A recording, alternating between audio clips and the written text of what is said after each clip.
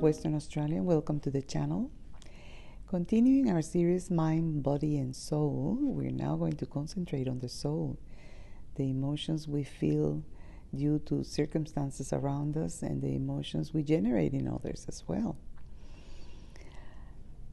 Due to time constrictions, in this video I'm going to concentrate on the subject of creativity, particularly artistic creativity, which is a very lovely subject.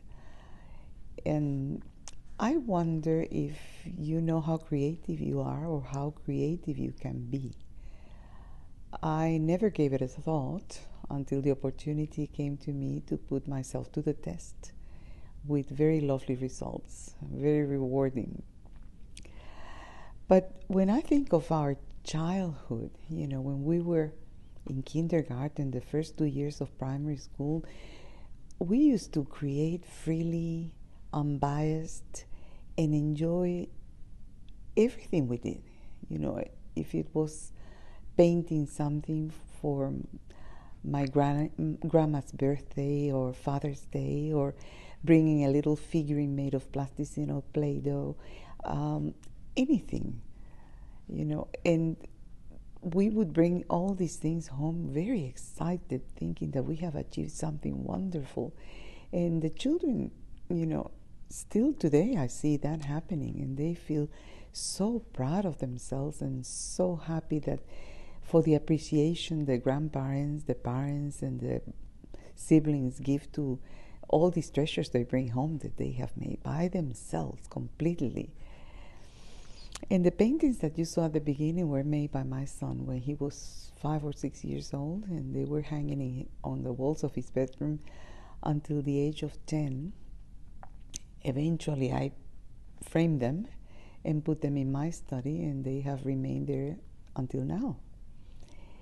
And I recall how happy he was to bring this home to me and look, Mommy, what I did for you. And of course, immediately I put them on the fridge.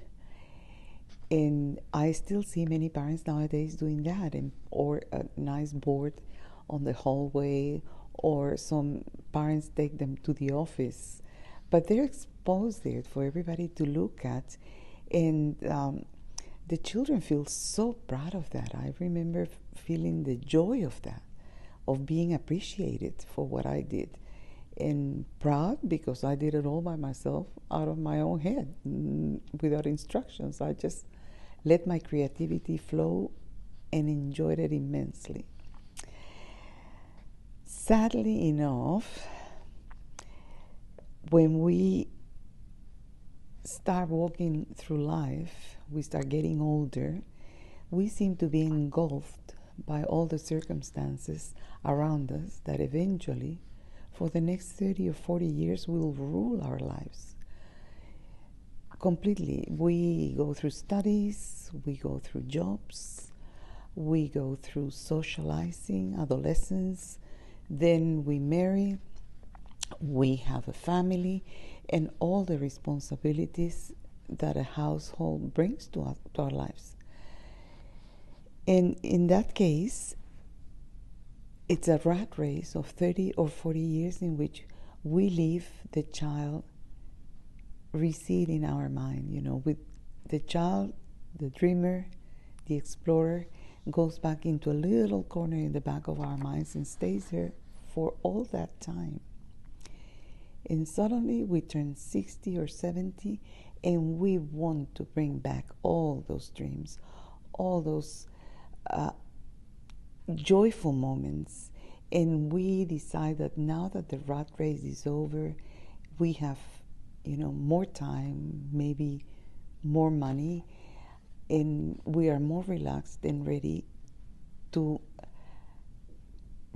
recover the feelings and be creative again. So we go back to wanting to do music, writing, learning languages, traveling, all the things we left dormant in our minds and we wanted so badly to do.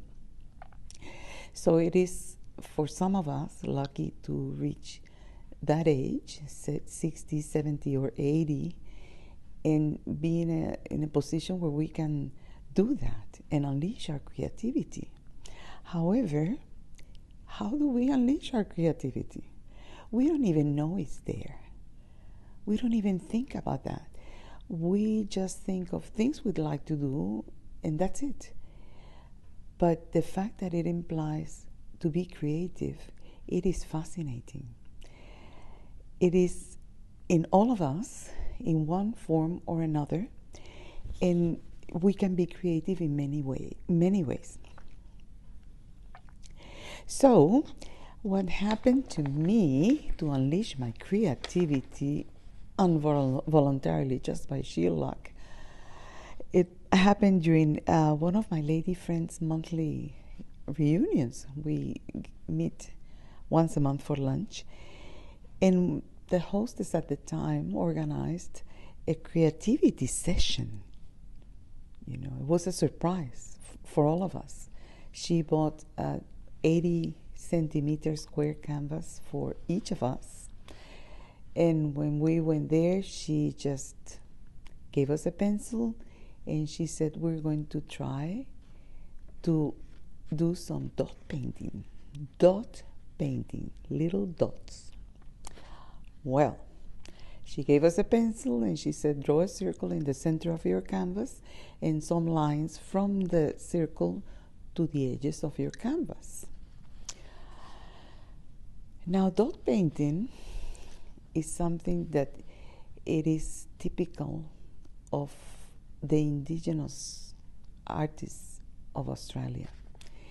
And some of the Aboriginal dot paintings that I have seen through the years are absolutely wonderful and lovely to see.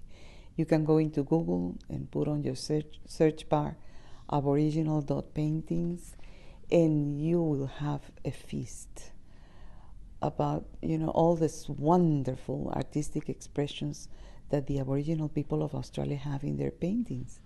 They reflect a lot of their history, their past, their ancestors, the nature surrounding them, that for them is very important, and they are absolutely beautiful. So here I am, something that I admire so much. My friend is proposing to do this, and I thought, why not? Let's give it a go. I would love to see what this is all about. She was already in the process of doing a dot painting picture, and she showed us, gave us a little 5-minute demonstration, and then gave us all these pencils and pens and said, have a go and see what comes out of it, without any more saying, you know, instructions or any guidance at all, because we were supposed to unleash our creativity and do what we felt we could do and just let it go onto the canvas. Now, when the time to go back home came, I still had my white canvas with just that circle and snaky lines to the corners in pencil. I arrived home, put the canvas in my study, and after dinner, when the evening became peaceful again, I went into my study and decided to start dot painting. Brought out all my pens, pencils, brushes, inks. I have a lot of material in my study. So I started with my circle, putting dots of many sizes, colors. And I was just fascinated with what was coming out onto the canvas. Suddenly, my brain had a feast of ideas and visions that were coming through my head. And I started thinking all of a sudden, oh, well, maybe a line here for a hill, a line there for a mountain, for a footpath, for a river, for a lake, some vegetation here. And I inspired myself to do my painting based on the colors of Western Australia. You know, they're very vibrant colors. The land here is very red. The vegetation is very green when, you know, the rain comes. The oceans and the lakes are very blue. So I worked that night for about 4 or 5 hours. It was nearly 1 o'clock in the morning when I went to bed. And for the next 3 weeks, one night after the other, for 4 to 5 hours, I never stopped painting. I couldn't get enough of it. I was fascinated with this, feeling the joy of what I was, coming out onto the canvas, until I completed my project, and I was fascinated by it.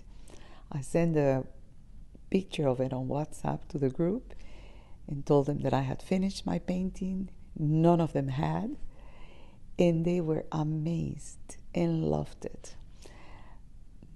I loved it more, and I love really the fact that I could create something out of my own head. I love very much what I discover in me, that I could be creative. And now I have several projects in mind that I want to do, with dot painting particularly, because it is lovely, and just never stop. So this discovery is like food for the soul, it's the satisfaction, the joy, the relaxation, and the achievement. So I would invite you to explore your creativity, and not just thinking, I would like to do this or to do that, or to write a book, I would like to paint in oil or watercolor, I would like to take a course in music. No, just choose something that you really would like to do, and simply sit down and do it. Use whatever you have in the home. If you have to buy a few things, don't spend too much. Just buy a few tricks of the trade if you want to, and put yourself to the test to see what you can produce without any instructions, without any courses, without anybody telling you exactly what to do, without watching videos to see how they do this. Just do it on your own. Let it be your own idea. Let it flow freely onto whatever you're doing. And if you complete your project, enjoy the satisfaction and the discovery of your own creativity. So why not try something? It can be painting in acrylics, it can be sculpting, it can be ceramics, flower arrangements, it can be even decorating your own home, changing the colors, changing the decor, taking a beautiful corner in your garden and turn it into something so relaxing and lovely to look at, or rearranging all the plant pots you have in your garden in an artistic way that's pleasant to the eye. It can be with textiles, you can do weaving, you can do fashion designing, you name it. There's a lot of lovely things to unleash your creativity. So put yourself to the test and let me know how it went, and how you felt when you finished and you saw your own creation. And with that, I'm going to leave you with a few minutes looking at my painting. I invite you to make comments if you want to. It's very amateur and simple, but I love it. And I wish you a good creativity journey until next time, hoping that whatever you create makes you proud of yourself, and realize that now your creativity is free and it's loose. Use it, enjoy it. So I'll see you next time. Bye.